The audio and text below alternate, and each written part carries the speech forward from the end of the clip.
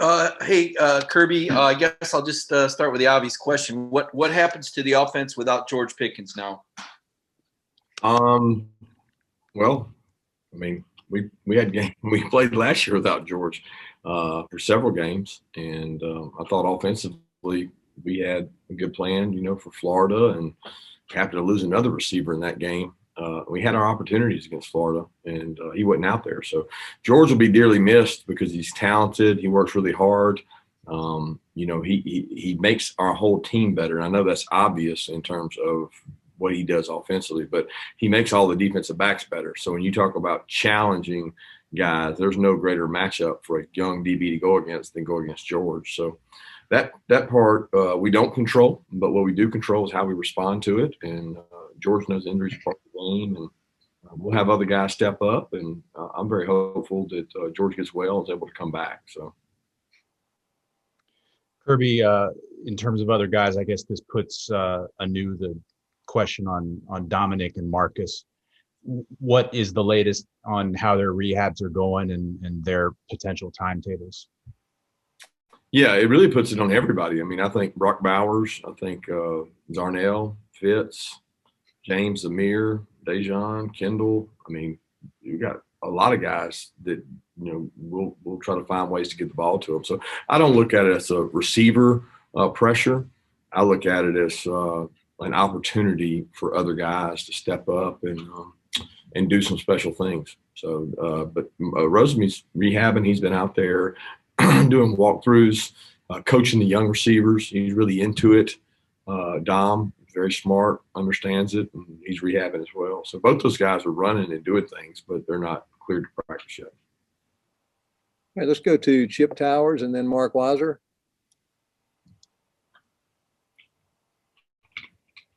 Yeah, Coach, you touched on this a little bit. I just wondered if it was about, coming up with an X that could do a lot of the things that George Pickens could do, or just, re-emphasize in other areas where the ball goes, just depending on the talent that emerges at those other spots. Yeah, you take your best 11 football players and you try to find ways that, that could be one back, three tight end. That could be three back, one tight end. That could be five wides, no backs, no tight ends. You find your best football players and you find ways to give them the ball. And that's what I think Coach Monken does a great job of. So he's going to try to exploit whoever you're playing's weaknesses, and he's going to try to use our strengths to do that with. We have plays we call that are the same plays that we call in all personnel groupings. It's just another way to get another guy the ball, another playmaker the ball. So we lost a guy who's a pretty good playmaker, but we've got other guys we think are good playmakers, and we'll just try to find ways to get them the ball. Kirby, when you talk about other guys that are big playmakers, obviously, Jermaine Burton and Karis Jackson showed that a good bit last season. Can you kind of assess, how they might move along in their careers without George in terms of attention that the defenses will, usually give to him? We really didn't have that. I mean, I think that's a misnomer that people give, attention or role coverage or things like that. We didn't really have that last year. I mean, the games he didn't play, it didn't matter. And in the games he did, it wasn't like we got a lot of special coverages. So I don't think we'll get that. I think we're enough run oriented, and we have strong enough offensive line that people have to honor and commit to the run, and they're not able to put a lot of doubles out there on people. But those guys played well last year, and I'd like to think both of them are going to be better this year, right? They're more experienced. Certainly in Jermaine's case, he'll be more experienced, and we got to find a supporting cast around him. And, we got the players to do that, and that's the most important thing. All right, let's go to Jake Rowe, and then we'll go to Jed May. Kirby, I guess kind of switching gears here a little bit. We talked to a couple guys earlier this week, Channing Tindall and Amir Speed.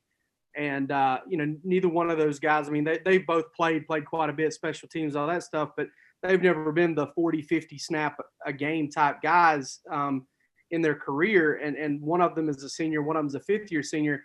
Does it make you smile as a coach a little bit, or count your blessings, or however you want to state it, that you do have those guys in a transfer portal age that have stuck around for so long for their opportunity, and now they're in position to maybe take on a bigger role? Yeah, I'm excited to see the work both of them do.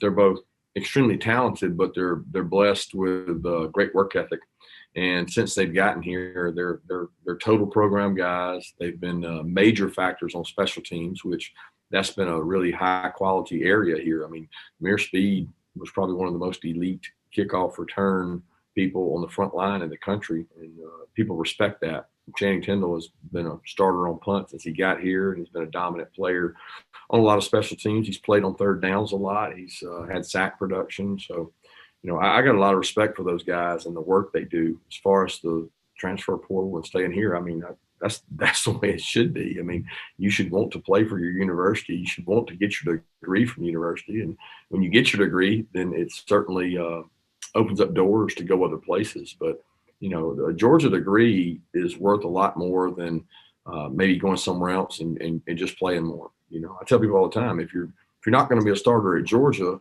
what makes you think you're going to be a starter in the NFL?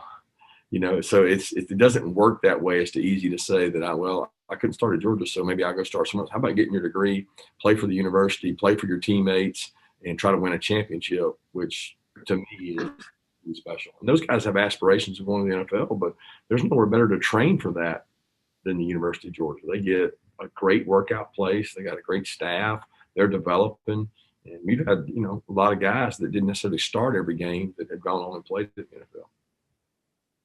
Hey, Kirby, just to ask, about one more receiver. Justin Robinson's a guy that's, really intriguing, just physically, a bigger guy. What have you seen from him this spring in terms of, I guess, maybe taking that next step in his development, just as a receiver? Well, Justin's come a long way since getting here. He got here last year, and then the pandemic hit. He didn't get to really go through a spring that would have helped him from a competitive standpoint. And then he was dinged up, in the fall. He had a couple of different injuries, and then he got hurt late in the year and didn't get to do some things. And then he's had some knee stuff. But he didn't get to do all the off-season workouts. And I always like for those young guys to get the mental toughness of the off-season workout. And he started to get some of that towards the end, and it really pushed him and challenged him. And he's shown some flashes in the last couple of days. If he can sustain and keep that same energy, juice, and level, there's times he really practices harder. There's other times I think he's trying to save and condition himself. But when he really goes, he's been a good factor for us. He's a big guy that's hard to it's hard to match up with, and so he's different than some of our other guys because of the size. All right, let's go to Jason Butt and then Mike DeBerry. Hey, Kirby, you brought up Darnell Washington earlier. Just how big is it for him to go through this spring, entering his second year with the team? Well, it's big for everybody to go through spring, right?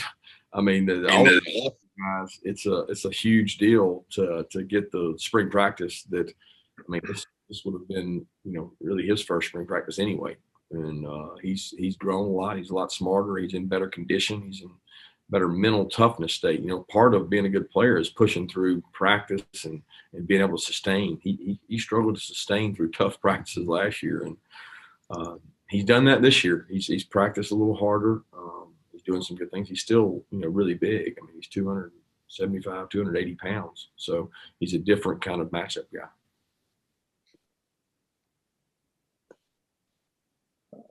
Mike DeBerry, do you have a question? All right, let's go to Vance Levy and then Dan Matthews. Kirby, before the spring got started, you talked about how y'all spent a lot of the off season on the DNA and stuff like what's my why. How's that translating into on the field? And then also, how is George doing as far as mentally? And you think he's going to embrace the role he now can have on the team? Yeah, our school sessions have continued. We don't stop that when spring practice starts. That would be probably counterproductive. So we've continued those every Wednesday. We come together and have 20 to 25 minutes in small groups, and we rotate coaches around so everybody gets to visit with the different groups. And our guys have been awesome. They've been great. We've worked on different DNA components each time we've met, and they've been really good. They've been good for me because I feel like you get to see the players in a different light, and you get to share personal things, and it's just good. It's good group talk. It's good connection. But George has been part of all those. Ironically, our topic yesterday was resiliency, which was picked long before the injury happened to George. But We talked a lot about Alex Smith's injury and his road to recovery and the things he had to overcome. So the guys got to see that, and that was a pretty gruesome injury when you talk about those kind of injuries. But I think George will embrace the role. George is he loves football. He loves football. He will be around our players and coaching those guys and trying to help them every way he can, which I think is huge. Yeah, Coach, a quick two-parter. The first one is, I mean, you mentioned about everybody having to chip in now. I mean, receivers, tight ends, running backs. Do you feel good about the guys you have in those numbers? And then the second part is, are you led to believe that there is a chance that you could see him? I'm sorry, you went in and out there, but I will drop a big go dogs there. But I'll let you your own question if you need to. I couldn't understand you. No, sorry about that. No, the first one is, I mean, you seem to have good numbers at receiver, tight end, and back. I mean, do you feel good about the guys that you have in those groups going forward? And then the second part is, do you feel like, I mean, there might be a chance that George is back sometime in 21? Yeah, obviously, I think there's a chance he's back in 21. I mean, we've had kids that have ACL injuries. I liken it to Divide was an interesting case. I think Divide got his when he first got here. He was the third day of spring practice, and he didn't know our defense, but he was going to help us. And he came back. I think he's cleared to go somewhere around Florida week. But the issue with Divide is he didn't know the defense. The difference with George is he knows most of the offense and he's played longer, so he's a little older. But all that's going to be dictated by Ron. We're not concerned with that right now. What we're concerned with, a great surgery and a great rehab.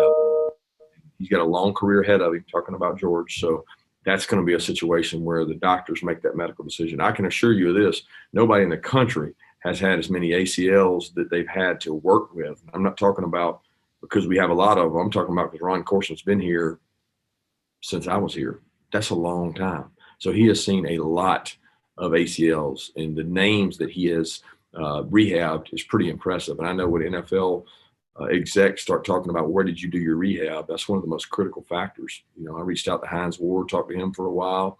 He's a receivers coach in the NFL, and the first thing he said was, number one thing everybody wants to know is where do you do your rehab at? Well, when you do it at Georgia, it's super credible, and it's done the right way. And we got more ways to help George get back to himself than anybody. The timeline of that, who knows? That's not concerning to me right now.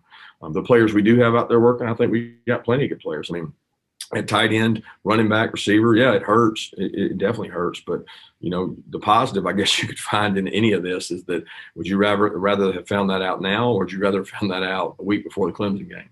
And it's tough for George, but he's going to be on the mend and on the healing side as opposed to going through anything, next year in the season. He's going to be on the mend rather than having it happen immediately. All right, let's go to Palmer Toms, and then we'll go to the red and black, either Jake or Drew. Palmer? Yeah, Coach, you mentioned some of those guys that have historically recovered from an ACL injury and done their rehab here at Georgia. Do you have any of those guys reach out to George, maybe to check in on him and give him some words of encouragement? Yeah, Ron's done a great job of that. I know he reached out to Nick Chubb, who's, dealt with this, obviously, Zamir right here in-house. And then I think, he was reaching out to Todd. I don't know that he ever connected Todd Gurley with him or not, but, we've done a lot of that. And I think George appreciates that. He understands that he's got some work ahead of him. Hey, Coach, speaking on some of the opportunities that come up, whether through injury or players leaving, have you seen any of the young players, early enrollees, or players who didn't even have a spring last year that have stepped up this spring? Amarius Mims, Broderick Jones come to mind on the offensive line, but have you seen anyone really stepping up that's young? Yeah, I think all those guys are doing a great job. They work really hard. I'm excited about them. That's, I'm hoping that the I call it frustration, but it's really growth. The growth pays off in fall because we got so many kids going through this for the first time. And when you have 16 mid-years plus the freshmen from last year, just a large part of your team is really young. And it seems like you're saying that all the time, but that's what college football is now. How fast can you get your players acclimated and ready to go? All right, let's take one question from J.P. Smallins in Providence, Rhode Island.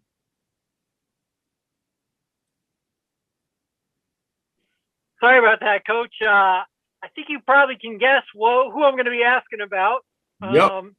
Yeah, you knew it. Okay, so just what has he been able to do, Xavier? Just kind of building off his play in the bowl game and just what he's been able to show in the spring this far.